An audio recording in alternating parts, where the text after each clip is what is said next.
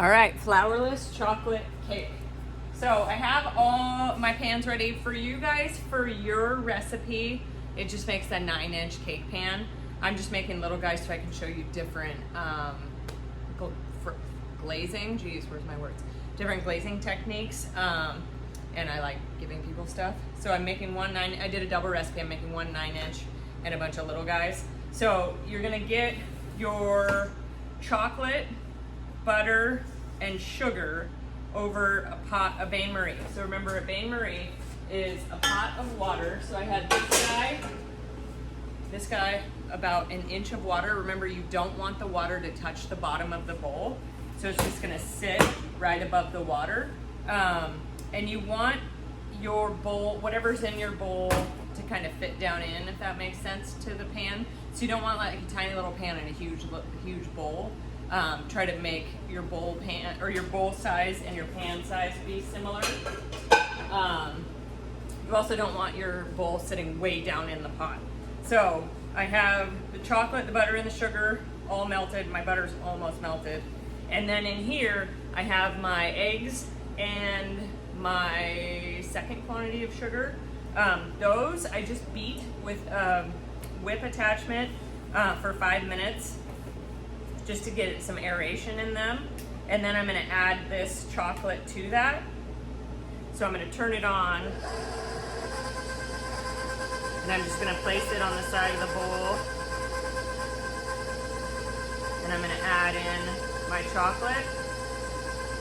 Normally I would temper this in, like if I were doing it by hand, I would temper it in, but the mixer goes pretty fast, so I'm not worried about it being too hot. Plus I had a big chunk of butter in there that wasn't fully melted, so I'm really not worried about it being too hot. Get this last little bit of this in here.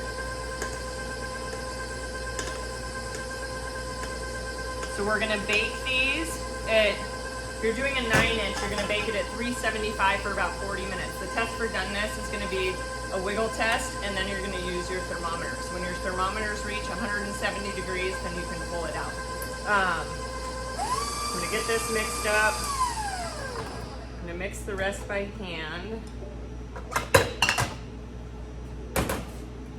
So if you like a little bit denser of a flourless chocolate cake, then you can whip this less. But if you like kind of more like a souffled flourless chocolate cake, this is the way to go. So I am going, so you can see, it's really light in color on the top, but down there it's really dark. So I'm gonna add the rest of this chocolate in, and I'm just gonna fold it.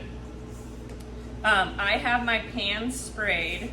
So each of my pans is sprayed with pan spray, and then I also cut out little pieces of parchment paper to go on the bottom. We're gonna freeze these so they're easier, I promise you. It makes it easier for them to come out of the pan. But you want that parchment paper on the bottom to protect it so that it doesn't stick to the bottom. So it's gonna stick right to that bottom if you don't have the parchment paper. So make sure you do that. So after we bake these, we'll let them cool and we'll pop them in the freezer overnight, and then we'll do another demonstration on how to glaze them. So we just do a ganache glaze. So I use dark chocolate on this. I just found dark chocolate chips at the grocery store, and that's what I use. They're 70% cocoa and 30% sugar. So that should be good. So this looks really good.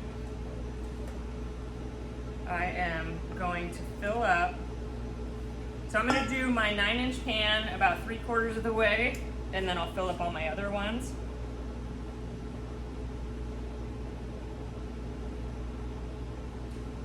So just over half the way full.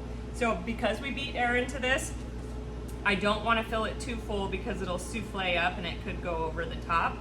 So on the little guys, same thing, about 3/4 of the way full.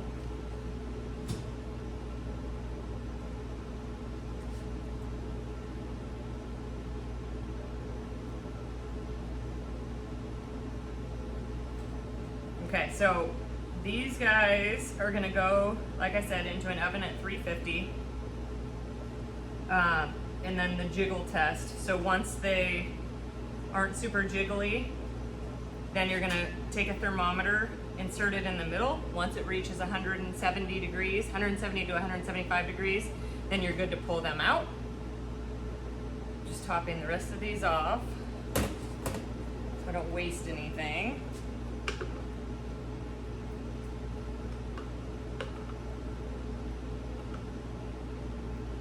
Okay, so, all right, so now we're gonna get them into the oven.